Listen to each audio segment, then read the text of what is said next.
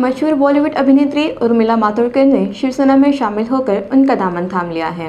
उर्मिला मातोंडकर ने 2019 में राज्य की महाविकास अघाड़ी सरकार ज्वाइन की थी, जिसमें शिवसेना, कांग्रेस और शरद पवार की राष्ट्रवादी कांग्रेस पार्टी शामिल है। उर्मिला ने पिछले साल नॉर्थ मुंबई से चुनाव लड़ा था, लेकिन हार गई थी। अपनी हार का जिम्मेदार उन्होंने अपनी ही पार्टी के नेताओं को ठहराया था। उन्होंने तत्कालीन मुंबई कांग्रेस के अध्यक्ष मिलिंद देवड़े को खत लिखकर कांग्रेस नेताओं की शिकायत की थी। उन्होंने कहा था कि स्थानीय नेताओं की कमज़ोर प्लानिंग और कार्यकर्ताओं में काबिलियत न होने की वजह से उन्हें हार का सामना करना पड़ा है। उर्मिला के इस पत्र का जवाब देते हुए उत्तरी मुंबई के कांग्रेस अध्यक्ष अशोक सुत्राले ने कहा था कि सभी कांग्रेस नेताओं ने साथ मिलकर चुनाव प्रचार के लिए काम किया था। सभी ने उनको जिताने के लिए भरपूर कोशिश भी की थी। इसी तरह उर्मिला ने अपनी पुरानी पार्टी कांग्रेस को छोड़कर शिवसेना के पक्ष प्रमुख और मुख्यमंत्री उद्धव ठाकरे की मौजूदगी में शिवसेना का भगवा झंडा थाम लिया। महाराष्ट्र मुख्यमंत्री उद्धव ठाकरे के करीबी सहयोगी हर्षल प्रधान ने पिछले रविवार को कहा था कि मातोंडकर मुख्यमंत्री की मौजूदगी में शिवसेना में शामिल होंगी। शिवसेना ने राज्यपाल BS केशरी के पास मातोंडकर का नाम विधान परिषद में राज्यपाल कोटा से नामित करने के लिए भेजा है।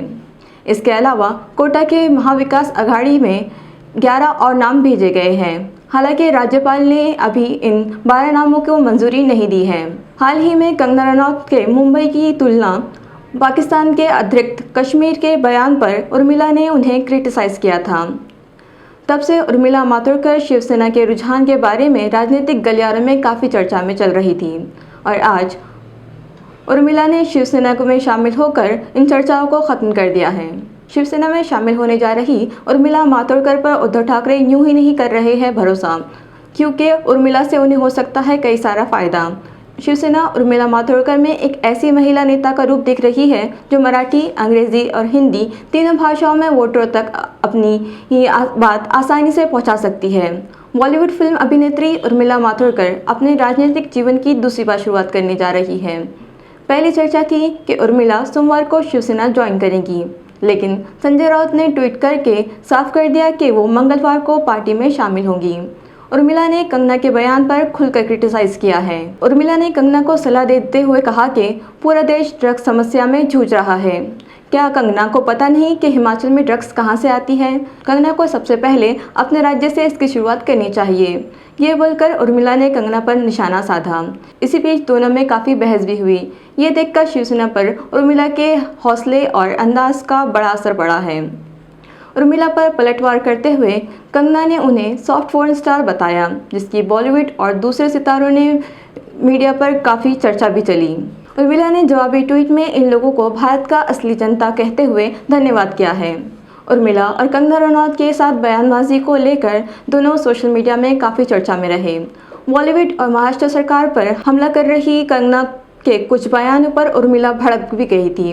पूरे मामले में उर्मिला ने जिस सब्र और खरापन का परिचय दिया, उसी से भी शिवसेना विधान परिषद उम्मीदवारों के लिए उर्मिला का नाम देने की वजह मिली है। चर्चा ये भी चल रही थी कि खुद कांग्रेस भी उर्मिला का नाम विधान परिषद के लिए नामित कर सकती है, लेकिन मुंबई में कांग्रेस नेताओं के मतभेद चलते हुए उर्मिला इसके लिए खुद तैयार नहीं हुई। जब CM उद्धव ठाकरे ने उनसे इस मामले में उर्मिला से बात की तो वो तुरंत पार्टी में शामिल होने के लिए तैयार हो गई। शिवसेना के इस प्रस्ताव पर कांग्रेस ने भी कोई एतराज़ नहीं किया। खुद के बचाव के लिए शिवसेना ने कहा कि उर्मिला ने कांग्रेस से इस्तीफा दे चुकी है। कांग्रेस प्रवक्ता सचिन सावंत ने भी ये कहा कि उर्मिला पिछले साल पार्टी छोड़ चुकी है। सोने पर सुहागा यह कि उर्मिला मराठी वोटरों की भी उतनी ही करीब है जितनी हिंदी वोटरों के करीब है।